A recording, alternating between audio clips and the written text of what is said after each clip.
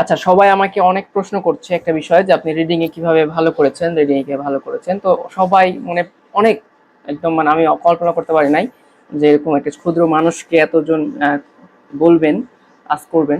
যাক, আমি যে স্ট্র্যাটেজিগুলো ফলো করেছি, আমি প্রথম কথা হচ্ছে আমি রিডিং এর একটা লাইন আমি দ্বিতীয়বার আমি কিন্তু একবারে হচ্ছে 5.5 থেকে 7-এ আসছি, হ্যাঁ? সেটা আরেকদিন বলবো কিভাবে কি হয়েছে। সো আমি পরবর্তী যেটা করলাম সেটা হচ্ছে এই একটা লাইন আমি কিন্তু দ্বিতীয়বার পড়বো না।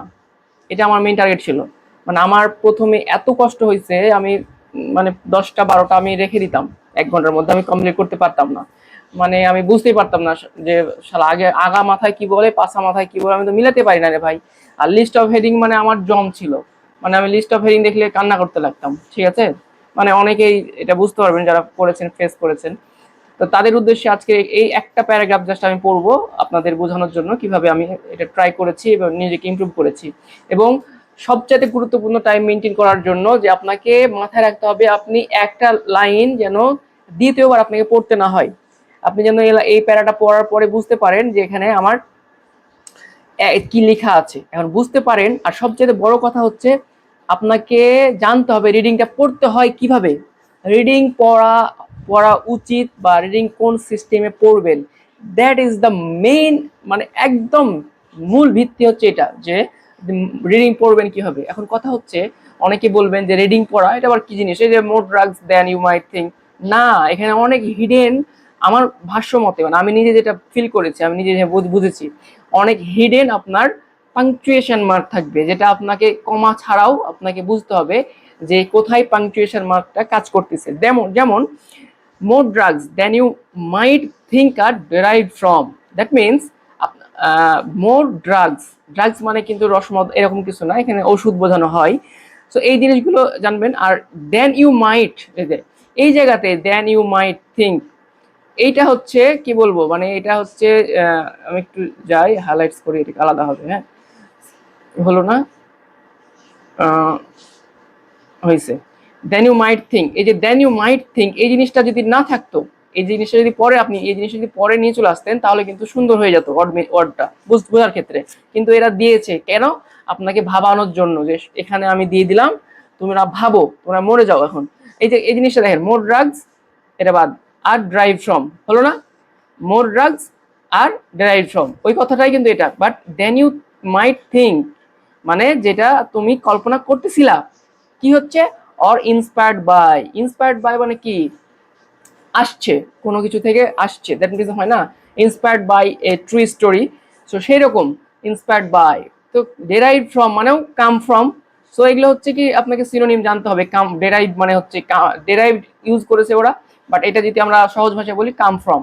অর ইন্সপায়ার্ড বাই কি, কম্পাউন্ডস, ইন্সপায়ার্ড বাই কম্পাউন্ডস। হ্যাঁ, found in living things, that is the point. Living things, living things মানে কি রে ভাই? যারা পৃথিবীতে বসবাস করে সবাই, গাছপালা পশু পাখি everything, that means nature. So এই জিনিসগুলো আপনাকে অবশ্যই জানতে হবে যদি আপনি লিস্ট অফ হেডিংস ভালো করেন। এগুলো আমি আমি রেগুলার ক্লাস দেওয়ার চেষ্টা করব। মানে আমি যেভাবে শিখছি এটাকে ক্লাস বলবো না, আমি জাস্ট আপনাদের তথ্য দিয়ে দিব আমি এভাবে এভাবে পারছি। মানে 5.5 থেকে 7-এ গেছি কেমনে সেটা আমি নিজে থেকে গেছি। কোনো ট্রিক্স সেরকম আমি ফলো করতাম না, আমি নিজে থেকে জাস্ট প্র্যাকটিস করতাম আমার মতো করে।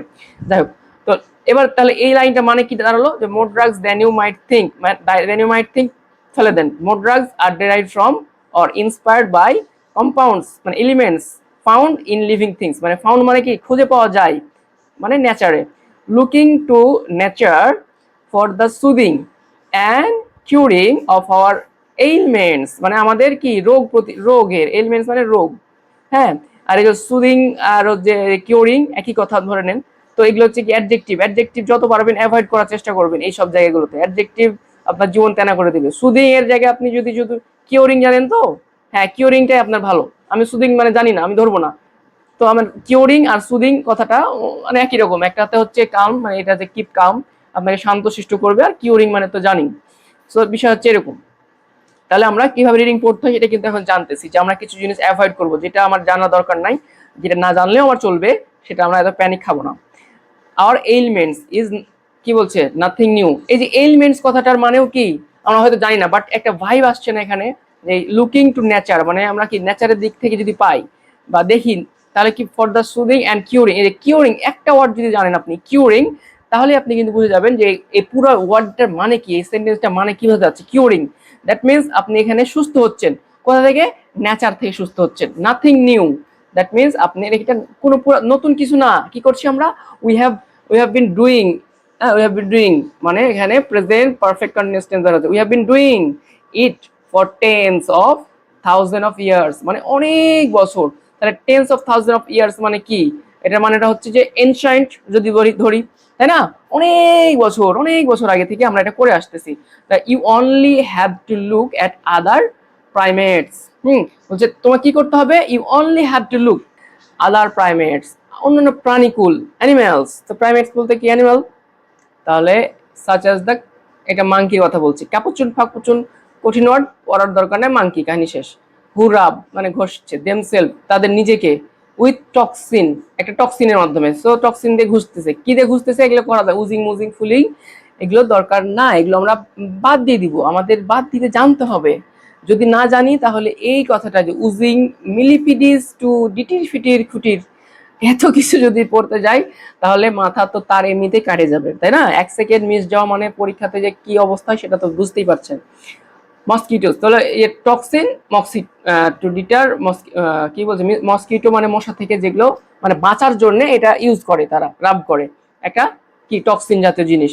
অর চিম্পাঞ্জিস মানে অদার সিম্পাঞ্জিস মানে বান্দর, হু ইউজ নক্সিস ফরেস্ট প্ল্যান্টস, তারা একটা ফরেস্ট একটা প্ল্যান ইউজ করে, read themselves intervention parasites, Parasite মানে ওই যে জীবাণু টিবাণু বা মনে করেন অণুজীবী পরজীবী। কাহিনী হচ্ছে এটুকুটার মধ্যে আমাদের বুঝে গেলাম, এটুকুটার মধ্যে আমরা বুঝতে পারলাম যে তারা দুইটা উদাহরণ দিয়েছে, উদাহরণ দিয়ে বলতেছে যে এই প্রাণীকুল তারা কি করতেছে, ব্যবহার করছে কাকে? নেচার ব্যবহার করছে কি করার জন্য? তাদেরকে সুরক্ষা রাখার জন্য।